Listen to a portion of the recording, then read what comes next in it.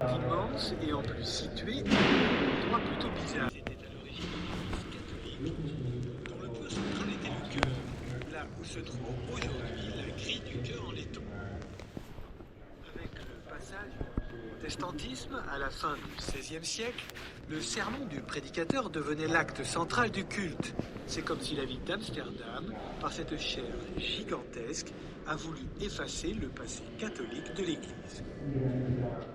La citation ci-dessous datant du XVIIIe siècle traduit bien l'importance du sermon et par là même celle de la chaire.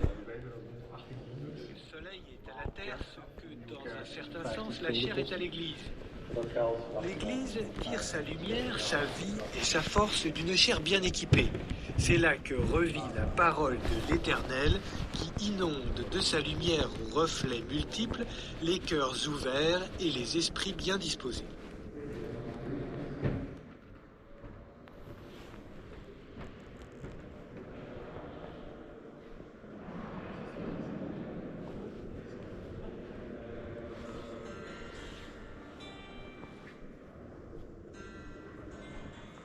La construction de la chaire que vous voyez devant vous a pris pas moins de 15 ans. Il faut dire qu'elle est parmi les plus grandes et plus richement décorées aux Pays-Bas. Les sculptures sont d'un tel raffinement que vous en aurez facilement pour 1 heure pour en découvrir tous les détails. Nous passerons rapidement en revue les principaux éléments. La chaire est composée de 2 parties. La chaire elle-même et la bavoie. La bavoie renvoie le son vers l'assistance pour éviter que la voix du prédicateur ne se perde dans l'espace. La chaire est divisée en 6 panneaux. Chaque panneau représente une des œuvres de miséricorde, telles que nourrir l'affamé et accueillir l'étranger. Au coin, on voit des figures représentant les principales vertus, parmi lesquelles l'espérance, la foi et la charité.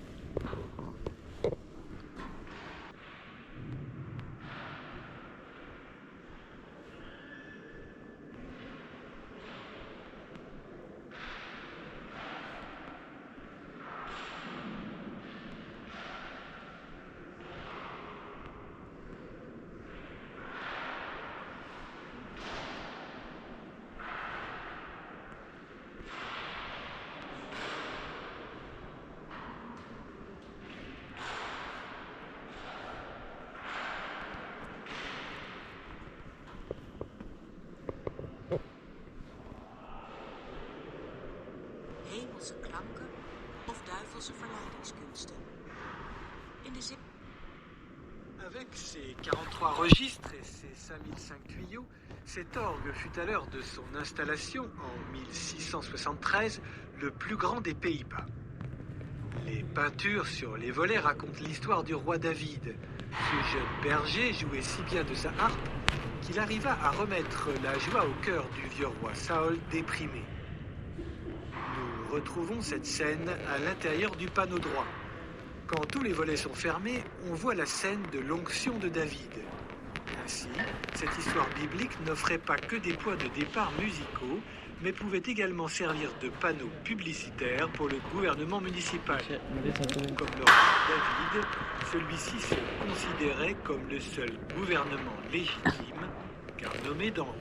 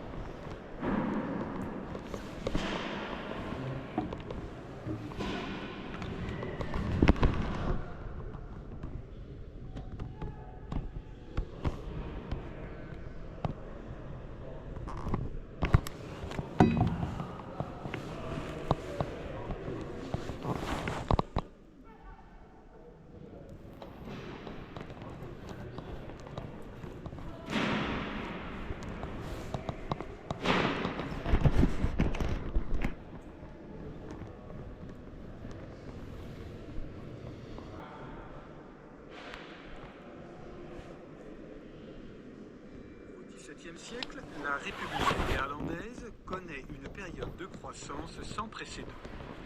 Surtout sur mer, les Néerlandais s'avèrent pratiquement invincibles et les opportunités commerciales qui en découlent propulsent la petite nation au sommet de sa puissance. Les commandants de batailles navales deviennent de vrais héros. Ceux qui trouvaient la mort dans l'exercice de leurs fonctions se voyaient offrir des funérailles d'État avec tous les honneurs. C'est à cet endroit particulier, au centre de l'église, là où se trouvait jadis l'autel principal, qu'est enterré Michiel de Ruyter, sans aucun doute le plus grand héros que le pays n'ait jamais connu. Ce magnifique monument fut érigé en l'honneur de ses actes héroïques. L'église abrite encore les mausolées de 3 autres grands héros de la marine nationale.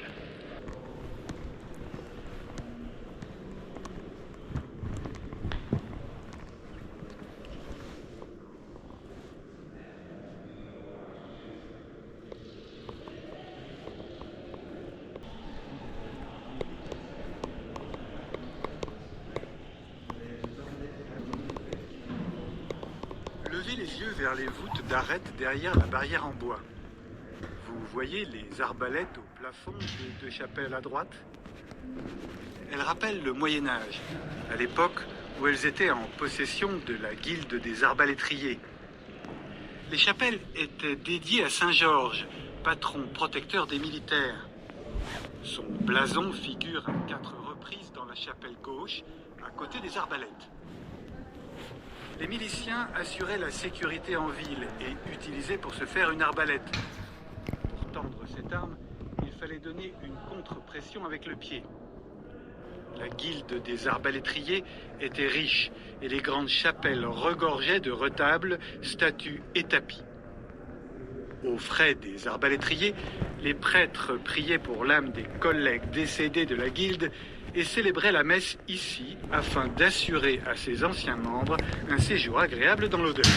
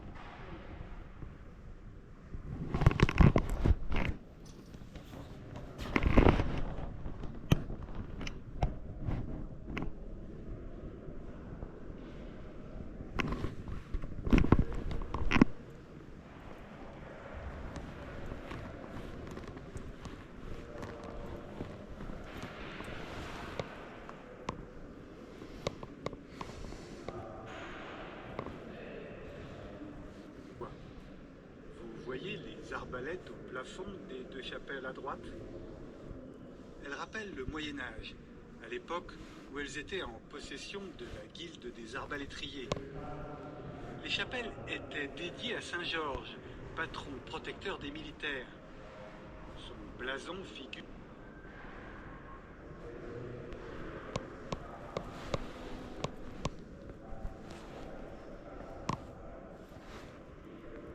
Pour les catholiques d'Amsterdam du début du XVIe siècle, posséder sa propre chapelle privée dans cette église était le summum. C'était un privilège réservé exclusivement aux familles très riches. La plus belle chapelle de toute l'église était probablement celle-ci. Elle appartenait à la famille Boelens den Otter, une célèbre lignée de maires, prêtres et régents. Ils firent orner la chapelle par les meilleurs artistes de la ville. C'était à la fois une façon de montrer leur puissance et leur richesse, et une preuve de leur profonde croyance religieuse. Les décorations étaient employées à la plus grande gloire de Dieu. La richesse des formes et des couleurs reflétait la richesse de sa création.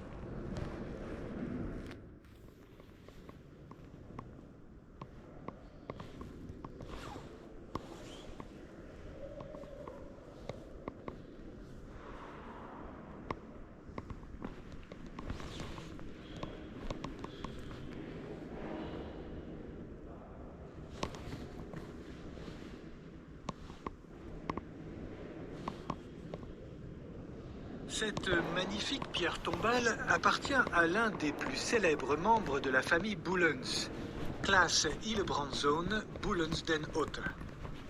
Il fut prêtre, fut à la tête du monastère Cecilia à Amsterdam et fut pasteur dans cette église. Den Otter est surtout devenu célèbre pour avoir accompli un pèlerinage à Jérusalem, ce qui lui a valu le titre de chevalier de Jérusalem. Pendant longtemps, faire un tel voyage fut le but ultime à atteindre sur la terre. C'est peut-être la raison de la riche décoration de sa tombe. C'est la seule tombe du XVIe siècle à Amsterdam qui soit à l'effigie d'une personne. Le prêtre y est en plus représenté avec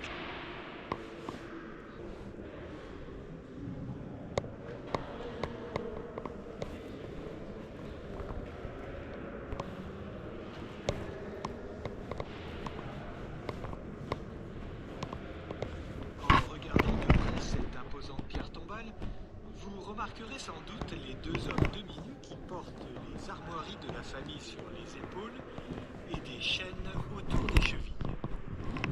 Ils représentent des esclaves ployant sous le poids des armes familiales. L'homme qu'ils sont censés soutenir est Johan van Hoorn, un marchand devenu richissime grâce au commerce avec les Indes orientales. Il n'y est probablement pas allé de main morte pour amasser sa fortune, car parmi les armes familiales, on distingue 2 fûts de canon.